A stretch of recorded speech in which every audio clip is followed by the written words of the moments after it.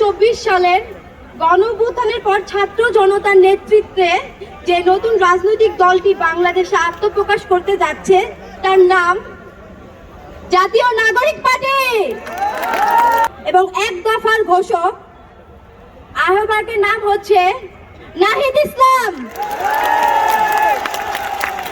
এবং সদস্য সচিব আক্তার। ইনকিলাব ইনকিলাব ইনকিলাব ইনকিলাব ক্ষমতা না জনতা। আজকের এই মঞ্চে দাঁড়িয়ে আমরা কেবল সামনের কথা বলতে চাই। আমরা পিছনের ইতিহাস কে অতিক্রম করে একটি সামনের সম্ভাবনার বাংলাদেশের স্বপ্নের কথা বলতে চাই। সেই স্বপ্নের বাস্তবায়নের লক্ষ্যেই আজকে আমরা এখানে উপস্থিত হয়েছি। জুলাই গণঅভ্যুত্থানে ছাত্র জনতার মধ্য থেকে স্লোগান উঠেছিল, তুমি কে আমি কে, বিকল্প বিকল্প। আজকে সেই বিকল্পের জায়গা থেকে নতুন রাজনৈতিক দলের আত্মপ্রকাশ ঘটেছে। আমরা মনে করি বাংলাদেশে যে বিভাজনের রাজনীতি তৈরি করে বাংলাদেশের জনগণকে দুর্বল করে রেখে রাষ্ট্রকে দুর্বল করে রাখার যে ষড়যন্ত্র তৈরি হয়েছিল, সেই ষড়যন্ত্র আমরা জুলাই গণঅভ্যুত্থানে সকলের ঐক্যের মাধ্যমে ভেঙে দিয়েছি। আমরা আজকের এই মঞ্চ থেকে শপথ করতে চাই যে বাংলাদেশকে আর কখনোই বিভাজিত করা যাবে না। বাংলাদেশে ভারতপন্থী পাকিস্তানপন্থী কোন রাজনৈতিক ঠাঁই হবে না। আমরা বাংলাদেশকে সামনে রেখে, বাংলাদেশের জনগণের স্বার্থকে সামনে রেখে সকলে ঐক্যবদ্ধভাবে রাজনীতি এবং রাষ্ট্র বিনির্মাণ করব।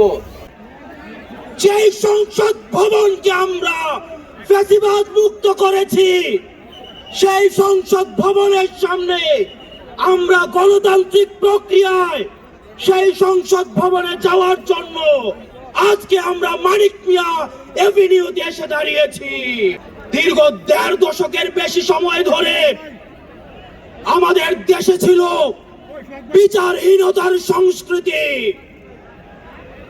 লগি বৈঠা থেকে শুরু করে ২০০৯ সালে আমাদের দেশের যারা ডিফেন্স অফ ফার্স্ট লাইন বিডিআরদেরকে আপনারা দেখেছেন কিভাবে ভারতীয় আগ্রাসনের মধ্য দিয়ে হত্যা করা হয়েছে।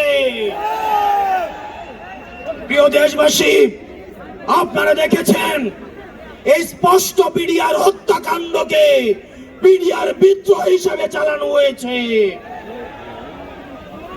আপনারা দেখেছেন শাপলা চত্বরে আমাদের দাড়ি টুপিওয়ালা ভাইদের উপরে রাতের অন্ধকারে কিভাবে জেনোসাইড চালানো হয়েছে।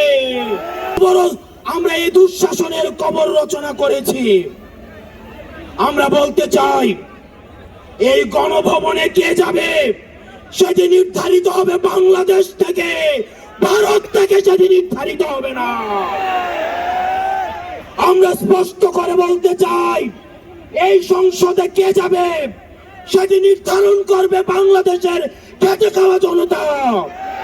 হত্যা চালিয়েছে এই তরুণরা যেন তাদের নেতৃত্বে এই বাংলার জমিনে সেই খুনি গণহত্যাকারী আওয়ামী লীগ এবং তাদের দোসরদের বিচার করতে সক্ষম হয়।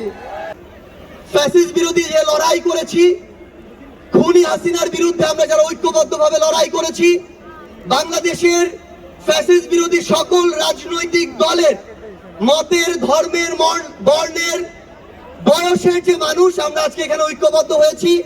আমরা বিশ্বাস করি যদি ওই ৫ আগস্টে খুনি হাসিনা জান নিয়ে পালিয়ে যাওয়ার পরে আমরা এই বাংলাদেশ নিয়ে যে স্বপ্নগুলো দেখেছিলাম সেগুলো আমরা বাস্তবায়ন করতে চাই, তাহলে আমাদের এই রাজনৈতিক দলগুলোকে ঐক্যবদ্ধভাবে কাজ করতে হবে।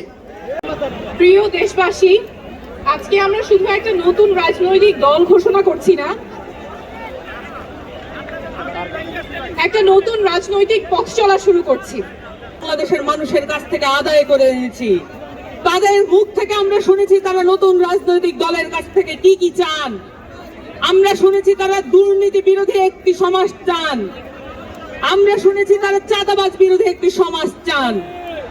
আমরা দেখেছি তারা বলেছেন এদেশে কোন রাজনৈতিক পক্ষ যাতে বাংলাদেশের মানুষের মধ্যে বিভাজন তৈরি করতে না পারে এমন একটি সংস্কৃতি তৈরি করতে চান। গত 15 বছরে যখন আমরা গণতন্ত্রের কথা বলেছি, আমাদেরকে গুম করা হয়েছে, আমাদেরকে খুন করা হয়েছে, বিভিন্ন রাজনৈতিক দলের নেতৃবৃন্দকে গ্রেপ্তার করা হয়েছে, বিভিন্ন রাজনৈতিক দলের নেতৃবৃন্দকে শুধু গ্রেপ্তার নয় দেশ ছাড়াও করা হয়েছিল। এই দল আমার দেশ, এই দলের কাছে যেন নিরাপদ থাকে, এই দল আরো ভালো করবে। এই দলের প্রতি আমাদের, বিশেষ করে আমাদের এই যে শহীদ পরিবার, আমরা এই যে শহীদ পরিবারের পক্ষ থেকে তাদেরকে আমরা আকুণ্ঠ সাপোর্ট জানাই।